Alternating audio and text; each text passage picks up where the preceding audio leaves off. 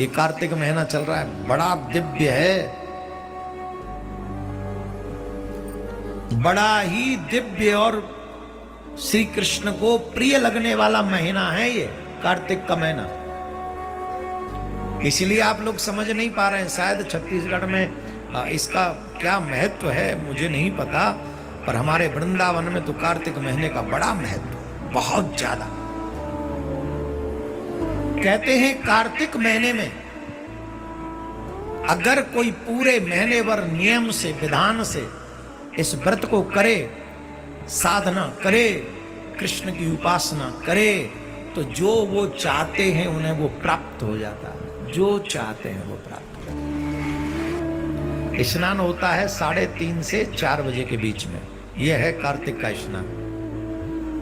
कई लोगों को तो नहाना ही सबसे बड़ा, ऐसा लगता है कि दुनिया भर से सबसे बड़ा काम तो ये नहाना ही है। देवियां 9-9, 10-10 बजे तक आंगन में यूं घूमती रहेंगी बिना नहाए, बार बखेर के, एकदम ऐसी जैसे मतलब साक्षात काली देवी के बाद में इन्हीं को अवतार भयो, अब ये कछु करेंगी।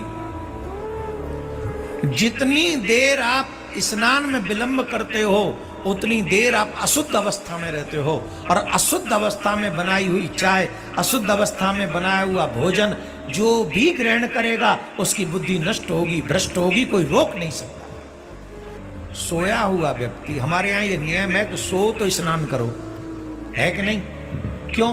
बोले सोया हुआ व्यक्ति मुर्दे के समान है, और मुर्दे को छूने से पाप लगता है, अशुद्धि होती है, इसलिए पहले स्नान करो। हम लोग मुर्दे को भी कांदा देते हैं तो उसके बाद स्नान करते हैं, तो हर दिन हम मरते हैं, मतलब सोते हैं, और सोते हैं तो उससे सबसे पहला काम स्नान है, तब शुद्ध हो गए। और बिना शुद्ध हुए ही अपनी आंखों में भी लटक रही है, मुंह से भी लटक रही है, पता नहीं अजीब अजीब हालत हो रही है, सीधे घुस गए रसोई में, चाय का वो कप धर दो ऊपर छाती पे, चूल्हे की छाती पे चाय धर दी, वो कांदान पानदान जो होता है वो धर दिया, गिलास पटक दिया पानी का, उसमें चीनी शक्कर सब मिला दी, अदरक कूट के, आंख खुल ही ना, अदरक कूट रो है,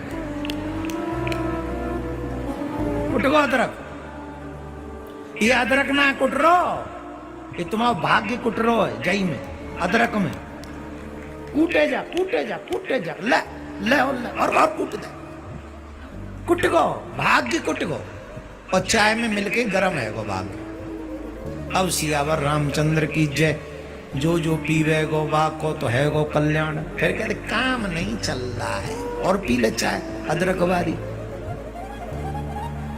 इसलिए हे सनातनी माता बहनों, हाथ जोड़ के ये बालक आपसे प्रार्थना कर रहा है, जब तक स्नान न करो रसोई में मत घुसो। अगर स्नान तुम्हें 10 बजे करना है तो 10 बजे तक रसोई में मत जाओ, रसोई अशुद्ध मत करो। और जिस घर की रसोई अशुद्ध हो जाती है उस घर का विकास तो परमात्मा भी नहीं कर सकता, औरों की तो बात छोड़ दीजिए। टेंशन रहेगी, बच्चों में आपस में जरे बनी रहेगी, पति की बुद्धि भ्रष्ट रहेगी, वो घर में देवी खूब मलूक हो, फिर भी बाहर जो है लगाई, मतलब क्या बोलूं मैं, कुछ कह नहीं सकता, अब आप खुद ही समझ लो। अब तुम देख लो कि चाय कैसी बनानी। अगर चाहते हो कि पति की बुद्धि भ्रष्ट हो जाए तो चाय ऐसी बनाओ जैसी बन रही है, और अगर चाहते हो कि पति की बुद्धि सही रहे तो इसके लिए सबसे पहला स्नान जरूरी है, और रसोई का शुद्धिकरण जरूरी है। जब रसोई में शुद्धिकरण होगा तो पति भी घर के भीतर ही बंद रहेगा। राधे राधे।